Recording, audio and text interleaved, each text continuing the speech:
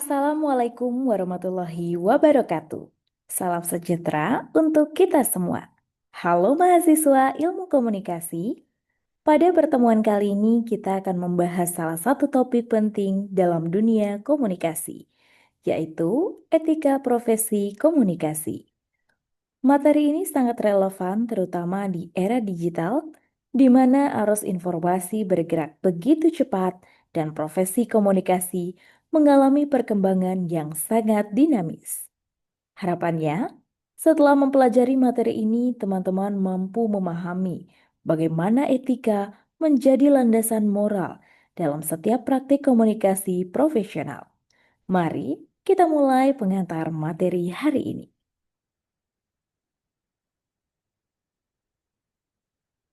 Dimulai mengenai etika dan juga pengertian profesi. Pertama, kita perlu memahami dua konsep dasar, yaitu etika dan profesi. Etika merupakan seperangkat prinsip moral yang mengatur perilaku manusia tentang apa yang dianggap benar dan salah. Etika menjadi panduan agar tindakan kita tidak hanya legal, tetapi juga bermartabat dan dapat dipertanggungjawabkan. Sedangkan profesi adalah suatu pekerjaan yang membutuhkan keahlian khusus, pelatihan dan standar kompetensi tertentu. Dalam sebuah profesi, biasanya terdapat kode etik sebagai pedoman perilaku bagi para anggotanya. Kedua konsep ini akan menjadi dasar untuk memahami bagaimana etika diterapkan dalam profesi komunikasi.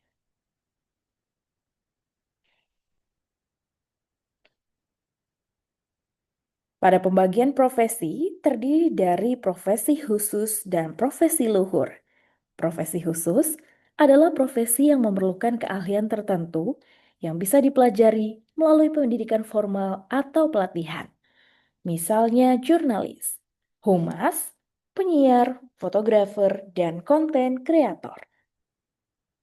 Sementara profesi luhur merujuk pada profesi yang tidak hanya membutuhkan keahlian teknis, tetapi juga memiliki tanggung jawab moral yang tinggi, seperti dokter, guru, hakim, atau pendidik. Dalam konteks komunikasi, sebagian besar pekerjaan seperti jurnalis dan humas termasuk profesi khusus. Tetapi apabila dijalankan dengan orientasi pengabdian publik, sebagian bisa masuk kategori profesi luhur karena mempengaruhi opini dan pengetahuan masyarakat secara luas.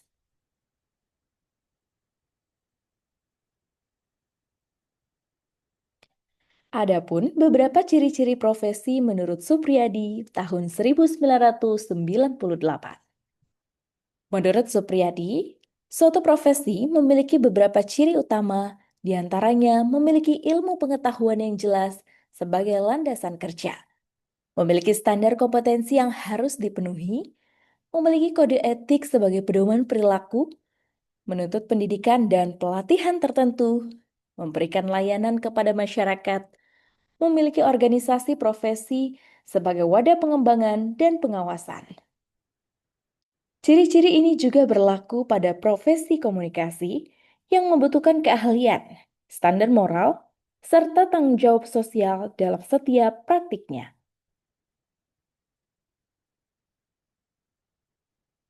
Dalam praktiknya, penerapan etika sangat beragam di masing-masing profesi komunikasi.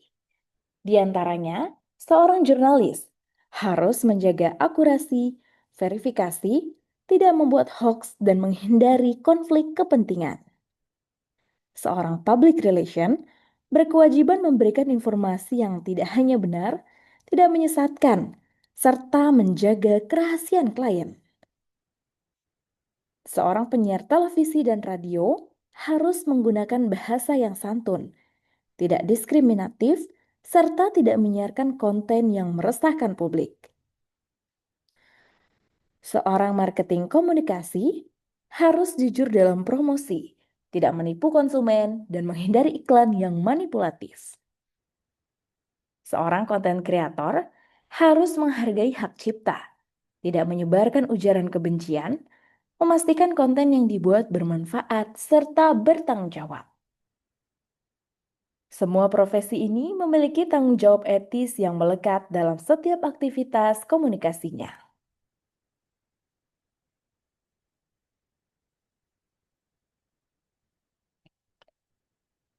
Adapun beberapa contoh kode etik yang berlaku di bidang komunikasi, antara lain Kode Etik Jurnalistik Indonesia dari Dewan Pers, yang menekankan kewajiban akurasi, independensi, profesionalitas, dan hak jawab. Kode Etik Kehumasan atau Perhumas Indonesia yang berisi prinsip kejujuran, integritas, objektivitas, dan tanggung jawab terhadap publik.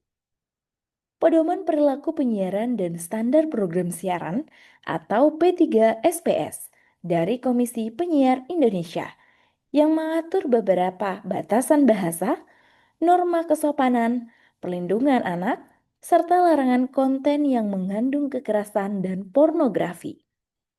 Dengan adanya kode etik ini, profesi komunikasi memiliki panduan yang jelas untuk memastikan integritas dan kualitas kerja para praktisinya.